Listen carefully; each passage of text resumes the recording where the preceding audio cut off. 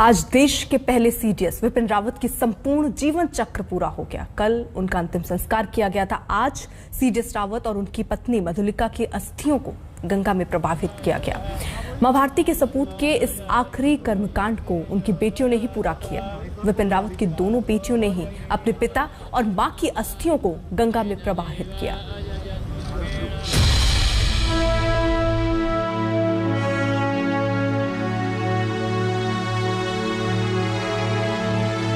मिट्टी से बना ये तन मिट्टी के लिए लड़ा और अब मिट्टी हो गया।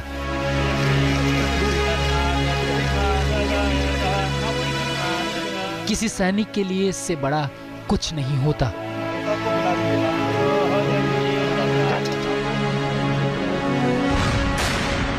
कल सीडीएस विपिन रावत का अंतिम संस्कार किया गया था। आज इसी बरार स्क्वायर शमशान घाट से उनकी अस्थियां उठाई गई। हिंदू परंपरा का निर्वहन सीडीएस रावत की दोनों बेटियों ने किया। अस्थियों को मटके में भरकर लाल कपड़े से लपेटकर पवित्र गंगा में बहाकर पिता को मोक्ष दिलाने का कर्तव्य इन दोनों बेटियों के कंधों पर था। पूरे सैन्य सम्मान के साथ सीडीएस विपिन रावत की अस्थियों को हरिद्वार लाया गया। सैन्य काफिले के साथ अस्थियां हरिद्वार के गंगा घाट पर पहुंची।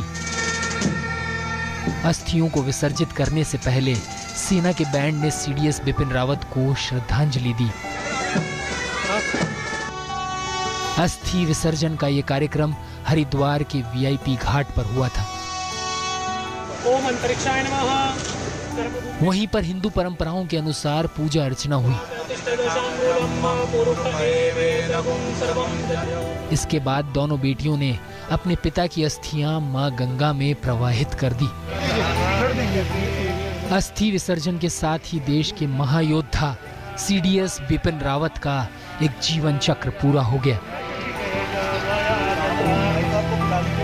देश की सेनाओं को आत्मनिर्भर बनाने के आज देश के प्रधानमंत्री नरेंद्र मोदी ने भी इस वीर योद्धा को याद किया, उन्हें श्रद्धांजलि दी। जनरल बिपिन रावत जी का जाना हर भारत प्रेमी के लिए, हर राष्ट्र भक्त के लिए बहुत बड़ी क्षति है। जनरल बिपिन रावत जी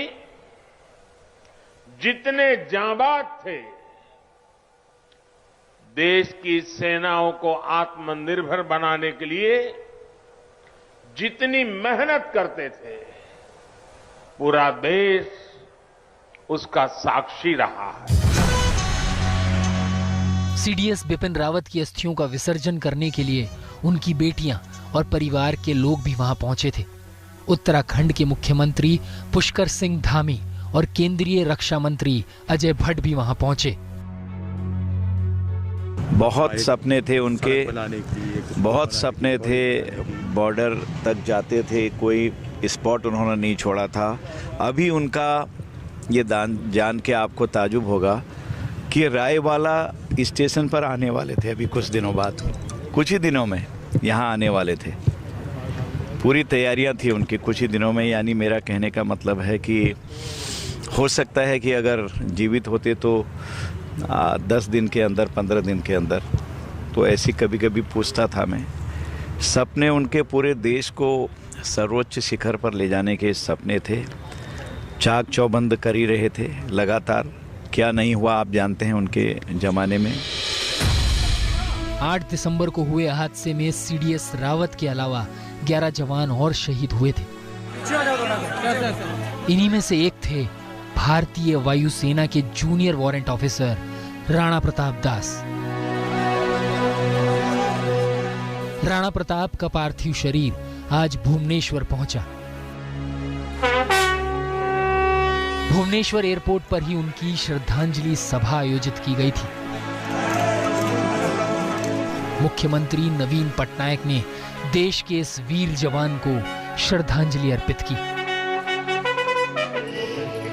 शहीद राणा प्रताप का परिवार दुख से टूटा हुआ था। तिरंगे से लिपटा शव देखकर परिवार के आंसू नहीं संभल रहे थे। पत्नी का रो रो कर बुरा हाल था।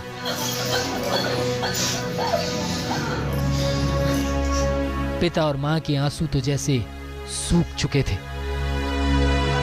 शहीद जवान के सम्मान में बड़ी संख्या में आम लोग भी श्रद्धांजलि देने आए थे। 8 दिसंबर को हुए हादसे ने सेना ही नहीं, देश को गहरा सदमा दिया है और इसका असर धीमे धीमे ही जाएगा।